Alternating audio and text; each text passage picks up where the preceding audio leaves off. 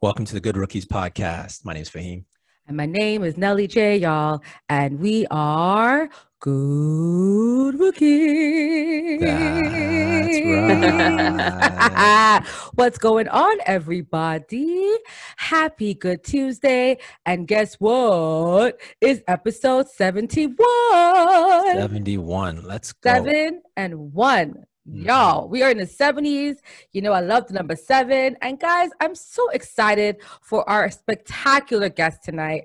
This woman can talk circles around most of y'all around ball. And I can't wait for her to drop all the knowledge she got up in that beautiful head of hers. Faheem, please introduce who we got. All right. So yeah, hold on to your head top with this because we have somebody who, like Nelly J said, can talk ball with the best of them, and definitely out of the LA area, has to be one of the most, I say, up and coming voices for the Lakers. Oh God! Oh, so let's welcome Andrea Black to the podcast today. Drea. I love you guys. You guys are so sweet. Thank you guys. You guys are so sweet. Oh my gosh. I'm just Drea. It's okay. Just Drea. No, Drea, we're so happy to have you on the podcast. I mean, you're just a phenomenal person. Like when I first joined Clubhouse, I felt like you took me under your wing.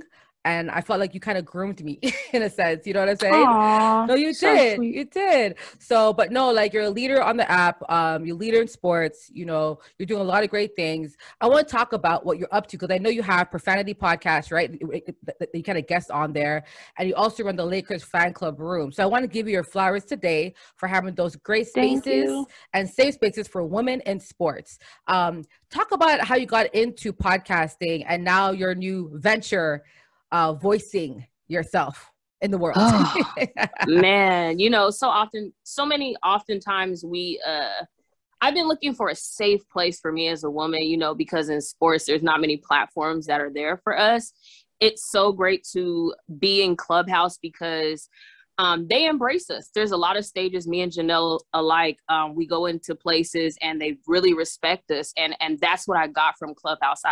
I had a goal in mind when I joined Clubhouse, and it was for me to network. I knew I had a lot of basketball, and I have other, you know, football and baseball too, but my love is basketball. And so I knew when I got on Clubhouse, I was going to use that as like a networking type of thing so that I can step myself up a little bit more. In LA, like I know a few people, but Clubhouse lets you know people everywhere, hence me being on podcasts with my peoples in Canada. But there's so many different platforms you can go on. Just like they reached out to me randomly, Laker Nation, because I was such a big Laker fan. Within days, you know, are you able to come in, moderate and open rooms for us, you know, help us do sponsorship? And I was like, okay, this is right up my alley. Okay.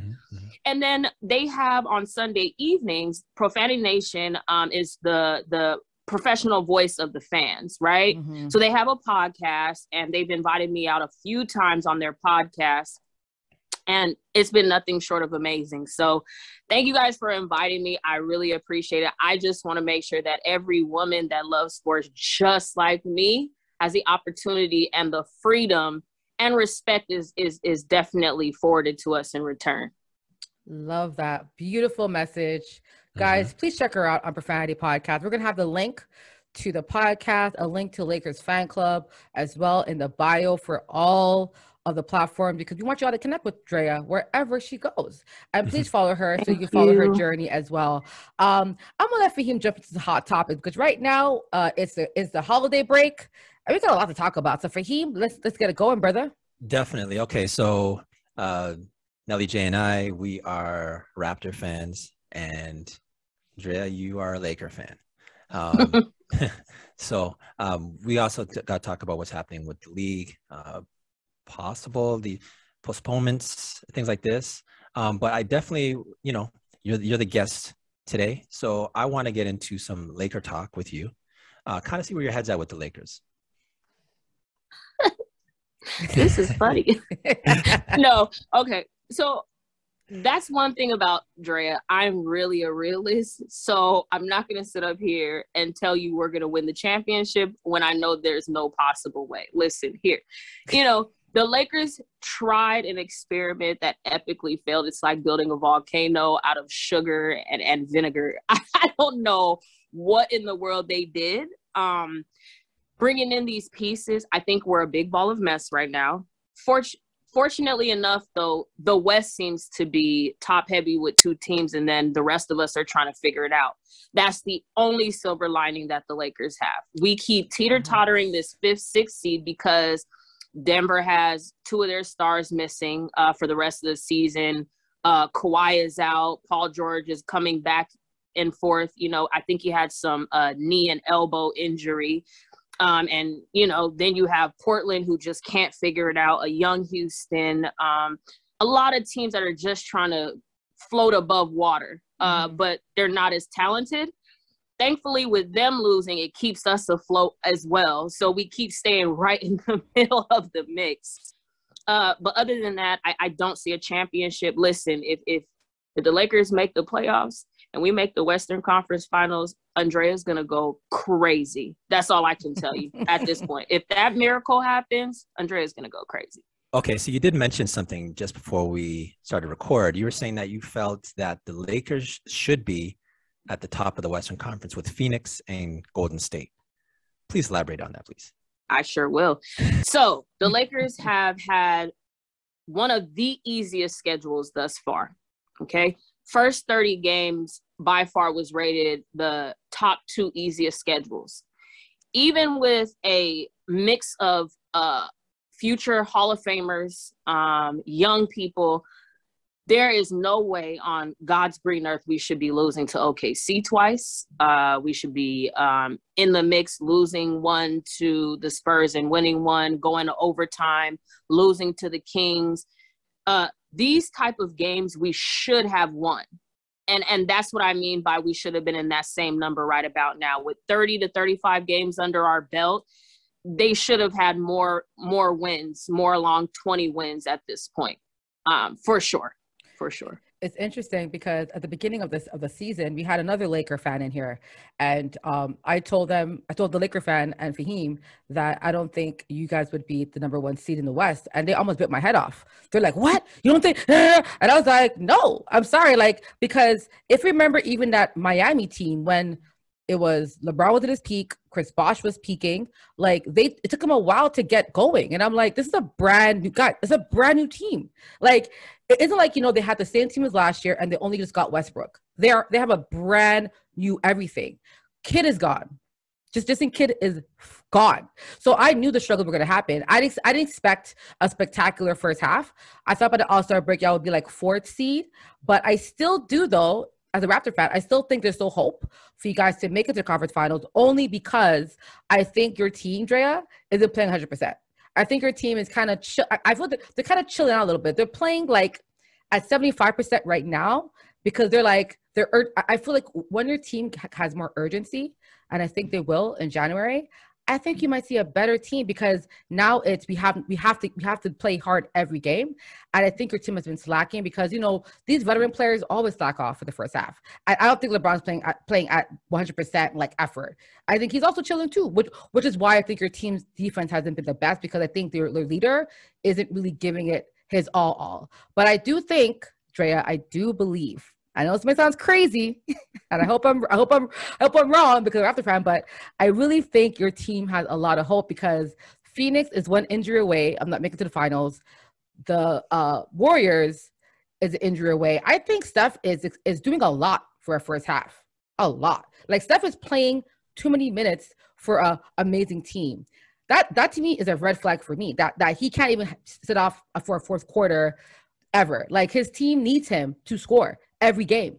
And when he's off, Poole has to be on or Wiggins. If not, then they're done. And who's pulling Wiggins? I don't know. I'm not convinced, y'all. I really think I've heard you plenty of times. You know me.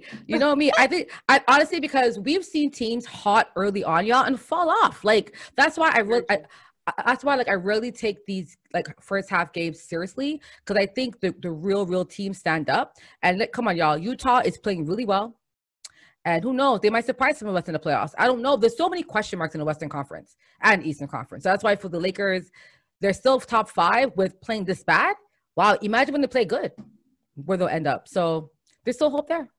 I'm going to piggyback this real quick, and then I'll let Drea finish off with the Laker talk. Ideally, you want a team that's built for the playoffs.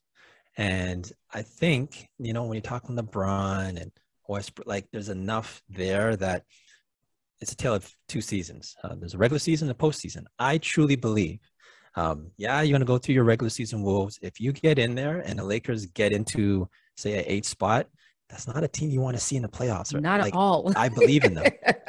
Drea, go ahead. You know what? I love you guys' faith in us. That's what I can say. I really do. I appreciate it. I'm so glad that she drank a beverage because I'm going to put my beverage to my face as well. I just wanted to know if it was okay. Of course. Cool. Yes, man. We're chilling. We're chilling. I wanted to know. Hey, man, my sorrel is calling my name. But hello. Yes, man. So for me, I really, really, really love my Lakers. I really do. But I know what we have set ourselves up for. It's not that we're just not meshing. It's a bigger issue that we have. It would be a difference if, okay, that piece doesn't fit. We just need to figure out rotations. It's a culmination of things. Our coach doesn't even know what players complement one another. Our coach doesn't know rotations. Our coach doesn't know that DeAndre Jordan does not belong in a starting lineup or the NBA for that matter, right? Our coach doesn't know so many different things, when to call a timeout, how to run a play out of a timeout. Rajon Rondo is the person. Every game I've been to, every game that I've watched, Rajon Rondo is the one that is literally with the clipboard in his hand, dude, or talking to Vogel saying, no, we should run this. And you can see him pointing and Vogel's just shaking his head. I think he's above he just doesn't have it. He's not one of those coaches that can literally take a group of players and look, I'm going to make something happen. He hasn't been that. Even going back to Indiana, like when you have Danny Granger, you have Paul George, you have Roy Hibbert in his prime, you have Lance Stevenson. These are solid pieces for a really good complementary team, dude. He's never been in a place where he's taken a whole bunch of pieces. Okay, what do we do? It's like building blocks. That's really one big part. Second, we have Russell Westbrook. Respectfully, I love the man, just not on my squad. I think that he's a player that needs the ball in his hand at all times for him to be the best Russell Westbrook he could be, right? But when you have two men on the same team that are the same amount ball dominance and don't take care of the ball very well, it turns into a catastrophe. Between him and LeBron alone, you're averaging 10 turnovers. Can you imagine Game 6 in the Western Conference Finals, the ball in Russell Westbrook's hand, and then he's passing it to – it literally just blows my mind. Like, it's not smart. You can't have both of them on the same squad. You're setting yourself up for failure. And last but not least, like, I know this is the one thing that gives me solace also with our Western Conference not being as healthy. We haven't seen Kendrick Nunn, who has literally been the most consistent defensive threat to Steph Curry, on the floor yet. Trevor Ariza has shown that he can be a solid 3-and-D guy, but he's only had 2 games under his belt. Austin Reeves needs to be on the floor way more. Malik Monk needs to be on the floor way more. And I think if a coaching staff understands how much impact these players could be and worked out, we actually could be a fighting team, not first or second place. We could be in the middle of the pack. I saw 4th seed at the beginning of the year. That was my call. Yeah. And it was because I knew this was going to be a hard fit. I prayed that it was a joke Russell Westbrook was headed here, but it wasn't. And I said, after we work out the kinks, I think we'll probably win close to 50 games, which we're on track to probably get that, maybe. Yep. So at this point, I'm counting my blessings, trying to, I'm just hoping and praying that we get it together. No, great take. I agree with you with Frank Vogel. Again, on this podcast, prior to the bubble, I did tell Faheem and a guest that Frank Vogel, he's not a good coach at all. I wasn't a fan of it because I can tell that even with that championship run you guys had, and congrats to that, don't ask me, that's a huge win. Frank didn't do anything to me. What did he do? All the things that were done was because of the dominance of AD and LeBron. That's what I saw. That's what I saw. And of course, the ingeniousness of Rajon Rondo, too. Just a really, one of the highest IQs we see in basketball. So yeah, my dear, great facts. You know, you're always a fact over feelings. Also a good club that she runs on there. And you brought the facts. So we appreciate you for sharing some insight to us Raptor fans. Thank you. Okay, so let's go to some Raptor talk real quick. Raptors. I like Raptors too. Yeah. Yes, we do. And once Drea comes to our clubhouse room, thank you very much for the support with that. Absolutely. Raptors.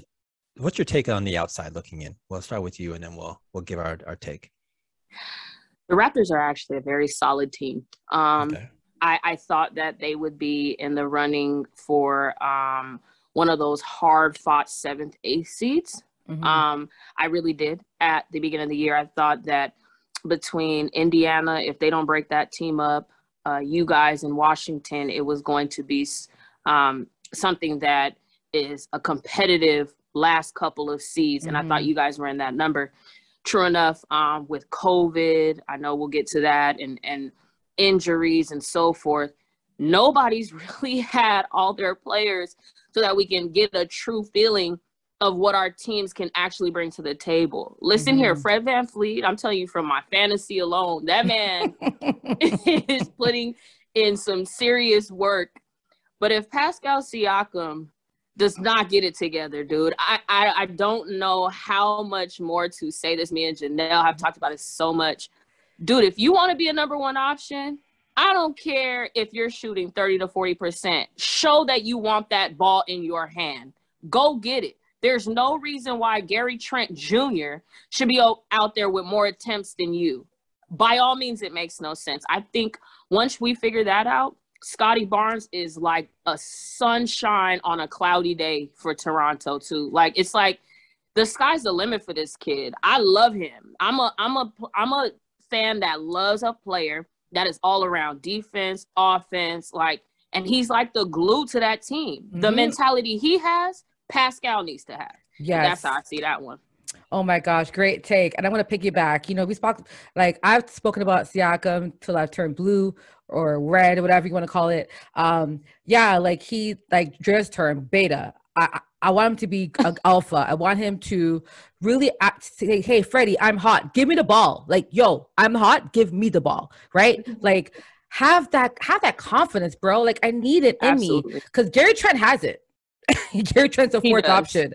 And what I'm saying, OG hasn't been there for a while. And we kind of tied to how OG is really important to our success. Like OG, I really think if OG gets back with Scotty, I think we're a scary team in the playoffs, man. OG has a confidence. I even like the fact that our bench players are getting better. We had the worst bench. I think out of all the bench, it was like ranked number 30th. But our bench has been playing. Yeah, we had a really terrible, I guess points wise, right? But it's a young bench. They're all first, second players, right? So they're getting more and more confidence. And I think if they can build now that our starters aren't playing. Now they're starting. So now they can develop and get those minutes to get better. And then when the starters come back, the confidence that they built in this time period, they can even excel there. The Raptors, to me, I still think there's hope. I think we're only 3 wins away from the 4th spot, which is crazy because the East is so competitive that if we win 3 games in a row, we are top 5 in the East. That's how crazy and competitive it is, right? Keep in mind, a lot of teams are overperformed. Washington is going to fall down. I don't think they're going to maintain it. Bradley Beal is not performing right now. I think they might trade him, to be honest. And Pacers right now, Charlotte, I don't think Charlotte is as good as everyone thinks. They have spurts of greatness, but they're not consistent. I've seen them. I think they have the highest scoring offensive points average, but when they play a good defensive team, they don't play that well. So that's their Achilles heel. Charlotte's the Eastern Conference Portland Trailblazer of 3 years ago. Good they're that team. They're that team that has a lot of firepower. They're literally going to be in the mix with you until the 4th quarter. Yes. They have a high volume scoring guard. They're really, the only thing is the dynamics. Like, they have a well-rounded lineup. Just in Portland, they were very just guard heavy. But it's that type of impact. It's the same type of feel like Portland was in the West. Like, they would always find themselves beating some teams that they weren't supposed to. You know what I'm saying? Yeah. But they're never going to make it to a Western Conference final or anything like that. That's the thing. But they're going to mess up your standings. But that's what they're going to do. Exactly. And that's, I mean, for Charlotte is like a filler, right? Indiana. But the Raptors still have hope. Like, I don't think that we're not, like, to me, my expectations are we're going to be 6th seed. Number 6. I really believe that is doable with this squad. And we haven't played with the full team yet, ever. We've never had once everyone healthy. Right. And when Siakam came back, Kem Birch was out. Like, we've always been struggling with, and I think we played Siakam at the 5. Siakam isn't a 5. Okay. Like, imagine y'all playing 80. No, he's not a 5. He's a 4, and he loves the 4. So we're going to see what happens here. Precious, he struggled a lot the first half, but the last couple of games, he's gotten a bit stronger, a bit more aggressive. Chris Boucher started. I saw a light in his eyes. So there's just so many younger mentalities, and Scotty Barnes is our plug. He's a light. He's confident. I've heard many players talk about how Scotty Barnes talks the most trash to them and the fans. I love it. I love it too. I love it. I love that, man. These older cats, AD needs that. Yes. Send some of that over here. AD needs some of that. I love it. So to me, the fact that we have a dog on our team and he's a rookie, and the fact that he's talking the most trash, even to KD, that man pulled up on KD and dunked on him. I'm like, yo, he's dunking on your best player, yo. The man's a gem. So very happy about that. So for me, I'm not like, we're not going to win anything this year, but in about 2-3 years, it's going to be a scary team. Faheem, your thoughts on this squad, bro? So you mentioned something earlier about our bench, and I guess we rank very low. Yeah. One thing about the points. Playoffs is rosters start to tighten up, meaning you don't really need to go 9, 10. You know, if you really have like a solid in the playoffs, like maybe 7, 8, you're good. So that's kind of working in our favor, because I think we do have a solid 7 or 8 on this team. Also, it's about when you get hot. You know, we can go through the motions now, but I would much rather be a team that's hot the month, 4 weeks going into the playoffs, opposed to the month, 4 weeks at the start of the season, right? So I think we do have a lot of promise in front of us. We had no OG for a long time, and it's clear that he is kind of like the plug. Like, things kind of revolve around him for some reason, because a lot of our struggles have been when he's not there. We have a lot to look forward to. Scotty Barnes, as we all know. For the most part, I think, like you said, we're not a championship contender this year. Maybe not next year. We have something to build on, and I think it's very interesting that if you think about it, the Raptors how do I say it? So the Raptors are, where are we now? We're about 7, 8. No, we're 8, 9, right? Yeah. So like, so like we're tied. Yeah. So essentially, in the standings, like I think 3 of us have the same, the same actual. Okay, because you brought up a good point to say that we're only like 4 or 5 games out of a decent spot in the Eastern Conference. Second half of the season is definitely going to be something that we can look forward to. Maybe we'll use that now to transition into this COVID discussion, because I really want to get into this. There's a lot of games that we are going to be affected by the replacement players. So I'll start with you, Drea. What's your take in regards to these replacement players?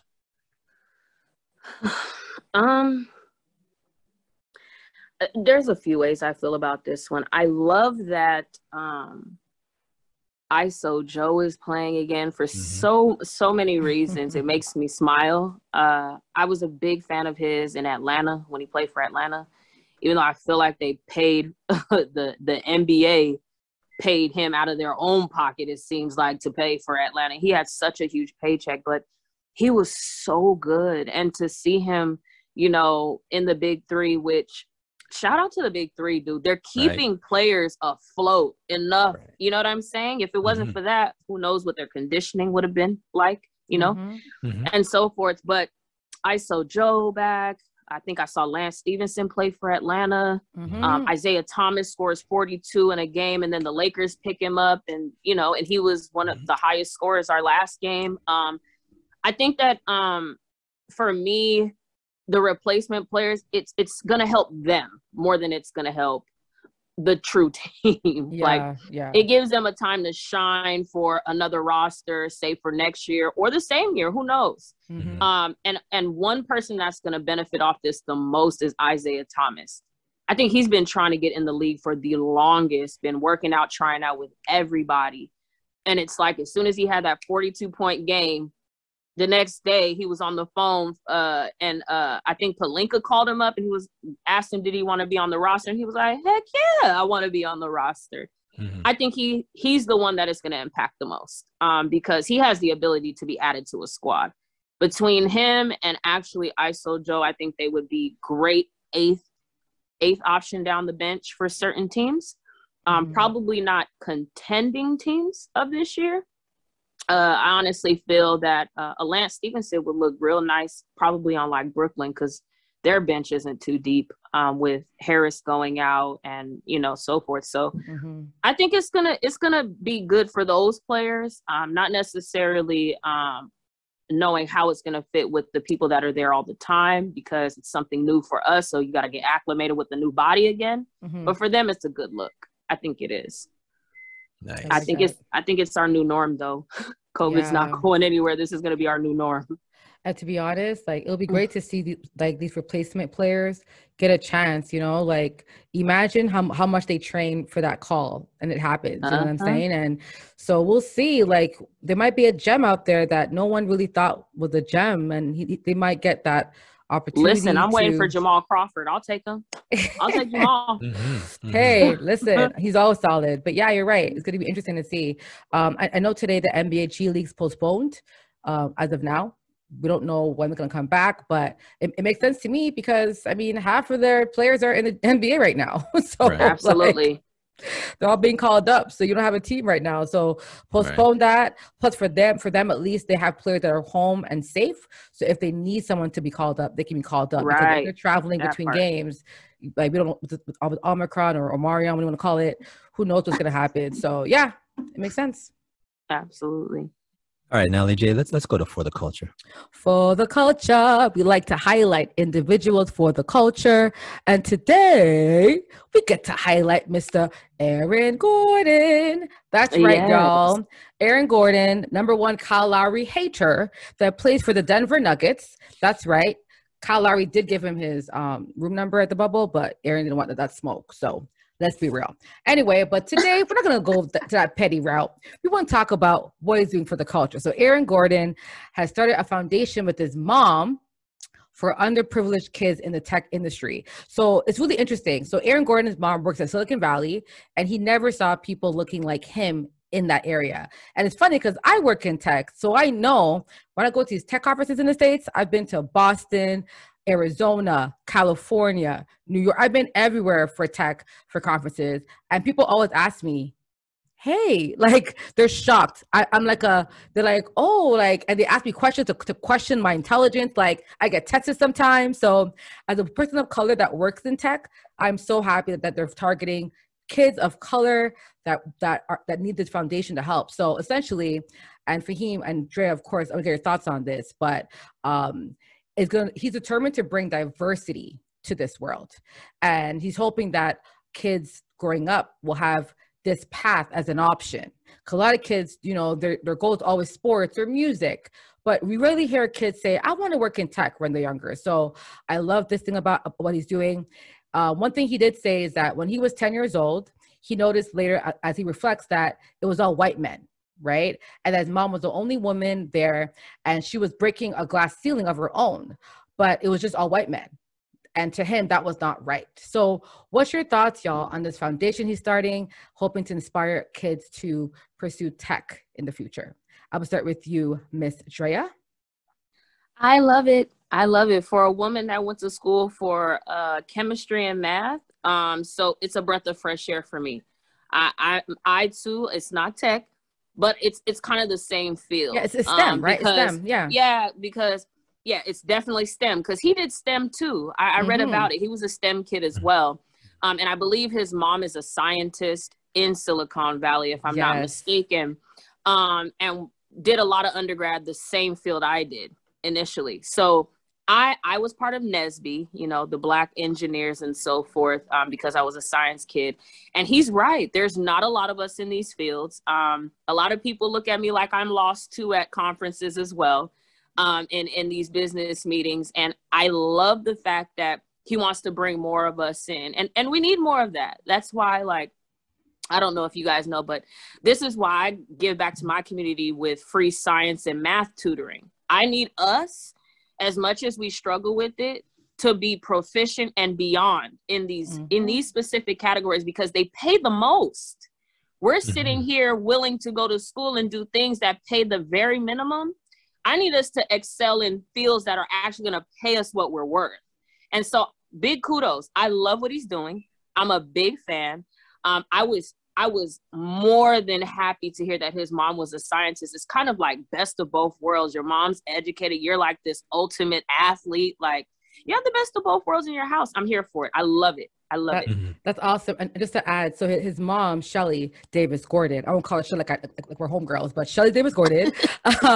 So she worked for 35 years, and she was actually a computer scientist and engineer. So the program the foundation they started is called CodeOrlando. And that's what she started in 2019. And it's a 4-week summer camp for 8th through 12th graders, and introduce students for various places in Orlando, Florida. So, you know, this family has been doing so much for the community, and I'm just happy that he's continuing as well with his mom to even expand it even further. So Aaron Gordon, kudos to you. Faheem, your thoughts on Aaron Gordon and what he's doing to diversify the tech industry? Oh, it's amazing. I just have something here of the 50,000 Google employees in 2014. It's a little dated, but still, it gives you an idea. So 50,000 employees, 83% were men. 60% of them were white, 30% were Asian, and then just 3% were Latino, and 2% were Black. That sounds like my organic chemistry class. Mine too. Yeah, I think I'm the only Black person, person in my my last class. Woman. Yeah, Black woman too. Was funny. So there was always a Black girl. Like I had one Black fellow student that was a year older than me and one below me. But it was always like, yeah, we stagger one another. Yep, we do. We do. But I will say one thing about Black women in science, we help each other out. Like we would do a lot of study groups together. Like, you know, she'll give me her notes, I'll give her notes. Like we really work together. So I feel like when I graduated, because, you know, my degree was biochemistry and chemistry. And so when I graduated, I felt like we have the same degree. Oh, really? Oh my gosh. Yeah, I'm a chemistry and math major. Wow, oh my gosh, that's crazy. Yeah. So for me, it's like we kind of help each other excel. You know what I mean? Like, and that's what I learned about collaboration. Before I studied by myself, but when I studied with other people, I was even smarter and did better in exams. So kids listening out there, make sure you get a study group. Trust me, it helps you for the long run, yo. I'm telling you, collaboration is key to success. Very true. I mean, I passed down all my, you know, your lab books from Chem and all that. Here go my titration papers. Yep. Here you go. Learn. Please take it. Absolutely. No, it's true.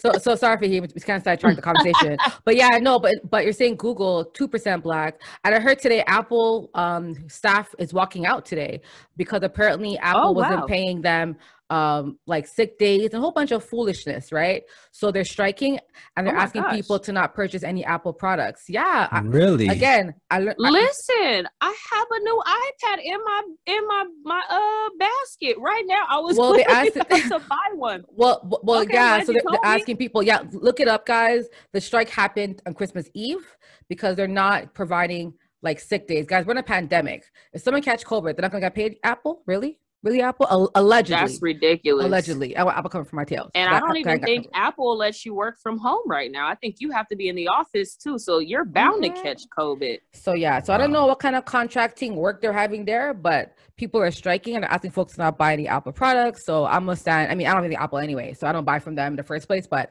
for those, if you're gonna buy, look up this protest. I'll wait. I know. Look up the protest, but I mean, the fact that we pay, how much money do you pay for iPhones? Like $1,000? I heard like some phones are $2,000 and whatnot. You know what I mean? No, it's true, but they can't pay sick days. Really? Okay. No. So the tech industry, I'm just happy. For me, who work in tech, in sales, especially, there's rarely anyone looking like me that sounds like me in this world. So when I meet someone, they're like, no, it seems too hard. It seems too much work. It's like, no, like if I can do it, you can do it, y'all. Absolutely. Do it. So this is a great initiative. Congrats. Big up, Aaron Gordon. I Big love up, Shelly it, Aaron. Gordon. Shout out. As a matter of fact, is there a way that we can donate or anything like that? Do they have a link or anything like that? Can we post that somewhere? I'll be glad to post that on my page. You know what? That's a great. So I think so. What I feel like so what I'm gathering, Aaron Gordon is the one funding it. So he's funding it, but I haven't seen if they're asking or looking for. I'm sure they are. So what they I'll have do, to. Yeah, what I'll do, this episode will drop on Tuesday, so we have enough time to see if we can find a link where folks can donate or support this foundation. Absolutely. Perfect. Right. Count me in. Shout out to Aaron Gordon. Not the most popular on the court sometimes, but definitely off the court, he's doing his thing. Absolutely. Oh my gosh. So, let's get to the last segment, Faheem. My gosh, time flies. All right, let's go to That's Absurd. That's absurd, Faheem, bro. What was absurd this week? What was absurd? Doc Rivers. Oh, hold up. The same Doc that can't win a Game 7. That guy? Yeah, that guy. Okay. Oh God! Don't get me started on Doc Rivers. I'm gonna give you a quick quote from Doc. Ready? Quote: I got a couple calls from people, and I was like, "You've got to be kidding me! You can't play anymore." End quote. And it has to do with him getting calls from former players thinking of making a comeback during the bubble or during this postponement. How dare he? How dare he? How dare he? He should retire him damn self, but no, but how dare you? Like, you literally have had the best of the best, the creme de la creme of players. Like, how dare you? And your Philadelphia 76ers can use all the help they can get right about now. I know you're not, I know he didn't just say that. Did he really? He did say that. What? Yeah. I'm wondering if we're talking, like, what kind of players do you think he's speaking about?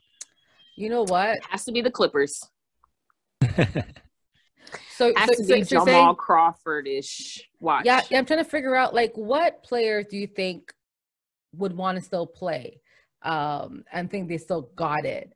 You know what I think? I think it's players that probably retired back in 2009 or 2010. Because I think, like, if you retired between 2017, 18, you could still play right now. Maybe. But I'm not going to lie, y'all. Well, let's take a little, like, who played for him that's retired right now? Well, Jamal Crawford was on the Clippers towards the end for a little stint, right? Yeah. Mm-hmm. I'm trying to think. Yeah, DeAndre still playing. Blake is still playing. Chris Paul is still playing. How about that Boston team? It might be Rondo still playing. Yeah, look at the Boston team. You think Paul Pierce? You think it's Paul Pierce? Oh, Paul Man, I hope it's not. Yo, it's probably him though. I could see him being like, yo, listen, I could see him being I seen him like 2 weeks ago at a hookah bar. He's not in shape. Not in shape, right? No. Yo, I wonder who it is, yo. Is that KG? KG ain't playing no more? No. Yo, that's I think Ray could still play. Ray can still play. Shoot, I'll take Ray over Gordon right now.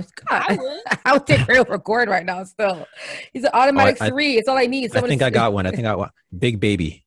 Yo, that's so funny you say that though, Faheem, because Big Baby is always on Profanity Nation. Oh, no way. In the comments. Yeah. Okay. And I wouldn't be shocked. I wouldn't be shocked. Oh my goodness.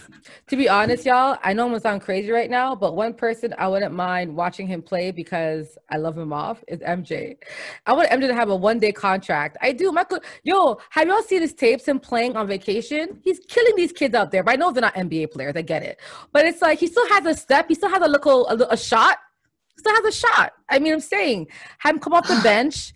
Fourth quarter. Listen, imagine if every team picked up, like, just for fun, this year because COVID. One legacy player, like a Charles Barkley, a Shaq, like everyone put one player. And because remember, right? And here's why. Shaq and those guys have the most chats for these players right now. I think I'm gonna take D Wade. D Wade's still been schooling people. I think I'm gonna take D Wade. No, but imagine, right? You get one, Vince Carter's still out there, whatever. But like, you get one player because these guys are always commenting and hating on these players. So you imagine, okay, no, Shaq, come on the court, bro. You want to talk about me? I don't want to see Donovan Mitchell cross out Shaq just for me, because he's been on Donovan Mitchell's head top. So anyway, I think it'd be fun to have one legacy player come back and only play like the last minute of each quarter or something like that to make it more fun. Because right now, that would be fun. To be honest, like people aren't watching tomorrow's games. Like it's Christmas Day tomorrow, and people are like, "Yeah, I'm not really watching the Atlanta Hawks." Like there's no Trey. Like NY is not really that good anymore. I think, like I think James Harden is the only one. James Harden is the only one that's playing tomorrow, right? Yeah, well, we're not sure yet. He can't. He exited protocol, but he hasn't been listed as healthy yet, or coming back. Oh, good grief! But Giannis also exited protocol. We're not sure he's coming back yet. But yeah, like tomorrow's games is going to be so sus. The only good game, somewhat, is because we'll see Chris Paul against Steph. That's pretty much it. So goodness gracious, what's up with my camera? Yeah, I'm sorry, guys. It's okay. No worries. But yeah, so anyway, but imagine that, y'all. But for Doc Rivers to have chat and call out all players, bro, you shouldn't be talking yet. Too soon. That's how Shaq is, though, man. Shaq and Charles Barkley. I think Charles Barkley, you're bitter. You never want a ring. Like, it's just, a chip on your shoulder. But Shaq really surprises me. I think he does it trying. I think that's his way of probably motivating the young talent. I don't know. Maybe. Well, what's funny, though, Drea, his mom called him out. He said his mom told him to stop being mean. So he's like, so I'll stop being mean. He's super mean. Yeah, well, Drea, you're talking about him possibly motivating players. But when I think of what he did to JaVale McGee, I don't think JaVale McGee was a better player after what Shaq ripped into him, right? So, but Donovan Mitchell was. Yeah, Donovan Mitchell has literally turned it up a few notches. He literally has turned into the star of the Utah Jazz. Like, I watched him last night, and I was like, yo, this guy just keeps getting better and better every year. Every year, he keeps getting better and better. So, fair enough. Maybe he's challenging them. I don't know. He mean, though. He's really mean. But apparently, I was told from sources that he's jealous of people's contracts because – like, especially when Rudy Gobert got remember that? Right. I remember. When he got paid, he was angry. He was so mad. He was so mad.